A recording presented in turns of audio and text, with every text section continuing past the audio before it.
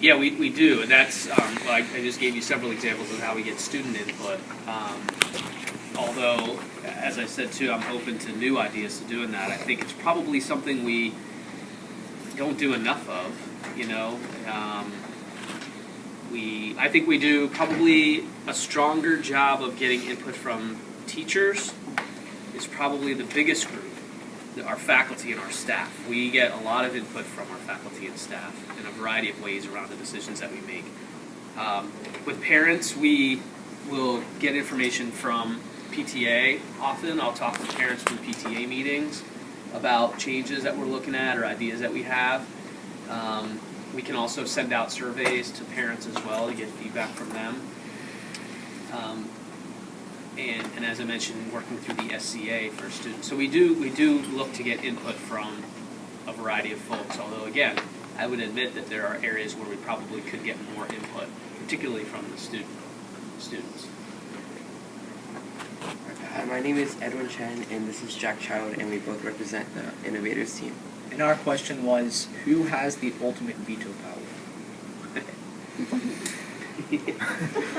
Well, it's just, yeah, I mean, again, like my decision making, because it had been the culture around here that students didn't have them.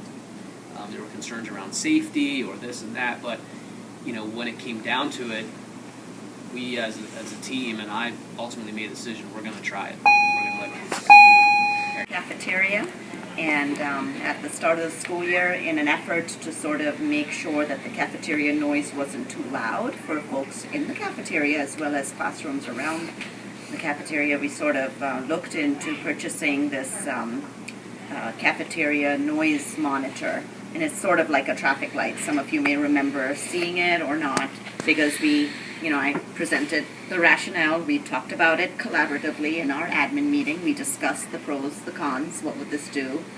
And then we went and ordered the traffic light, and we actually tried it out in the cafeteria, only to realize it didn't really work. There's no way it was going to work. So we did away with that idea. My question is, what are some rules we have different from others? What are some of the rules? Why are some? Okay. Well, each school has their own unique sort of circumstances and needs, and they already have things in place. You know, like every school kind of has their own culture, you know, of the way they do things. So you can't expect that the exact same way that we run things here at Luther Jackson are the same as what you would do at Kilmer or what you would do at another middle school, because they already have their own way of doing things. And if someone was to go in there and try to make it exactly like Jackson, it wouldn't work. People would be very upset about that, because that's not the way they've been doing things. So you have to be kind of more strategic about what rules you change. I mean, there were rules in place when I came in here as principal, this is my third year, that were already here, had been here for years. Some of them I start to look at maybe after the first year and think, well, that doesn't really, I don't think that's working real well. Let's talk about how we might want to change that. Backpacks, that's one example of that. And maybe other rules, they work the way they work because it's just the way that they've been working, and it seems to be okay. So I would, there are some rules that are the same across the board for all Fairfax County schools, because we all have the SR&R, it's the same. But then there are other things that are specific to that certain school.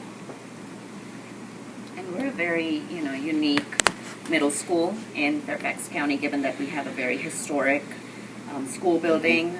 It's a school building that's going to maintain the history, and the structure of the building remains the same. So it's a school that hasn't been renovated like many of the other middle schools. So sometimes our rules, with the way that we want to kind of work through our hallways and things, we have to work with our structure, with our school building. So we'll need to implement an additional rule or two to make sure that kids are navigating those hallways in a safe way based on our school structure, building structure. This is the fourth middle school that I've been at, and I can guarantee you that each and every one of them has been unique. Each and every one of them, is a little bit, different. like Mr. Lehman said, you do have, the overall, guiding principles and policies, that come down from us, from our bosses. And, you have your policies, you have your practices that are kind of local, to each individual school. And then you have, the procedures, that have been in place, for, sometimes for quite a while. I think that's a good place for you all in your projects to be thinking about it. I mentioned it before is, if you have an idea of something you want to change and another school is doing it differently, that's a good angle for you to think about. And a lot of times, we ask other schools what they're doing. Yeah. I think we maybe have time for maybe one more question. Actually, the last That's the last question. Okay. Everybody went? Okay, yeah, that was it. Guys, thank you very much. Really do appreciate it. Good job, guys. Was it helpful? Yeah. Hopefully you got some good information? All right, good. I look forward to the projects. I really do. I want to see what you all come up with and bring to the table, okay? And so there were questions out here about whether there'll be time to implement them this school year for you to see them or not. And I don't know because it'll depend on what it is you want to see. But the cool thing about the change process is that, you might not benefit from it, but that's not necessarily why you're doing the work. That's not really why you do the work as a leader. So if you think about yourself as a leader, because you're all in you're all in SCA, right? You are in a leadership position. You don't do things as a leader just so it helps you. You do things because you think it's going to help other people. And so if you're working on this project and you're like, well, I don't want to do that because that's not going to help us, and you're thinking about it the wrong way. Because it might be something that maybe we can't implement till next year. But if you put together the right argument, that's pretty cool still to think about your legacy, right? Hey, I was the one who got that rule change at Jackson so that you guys are able to do whatever. So just think about it that way. Okay? All right. Thank you, guys. Really appreciate it. Thank you, everyone. So I did send all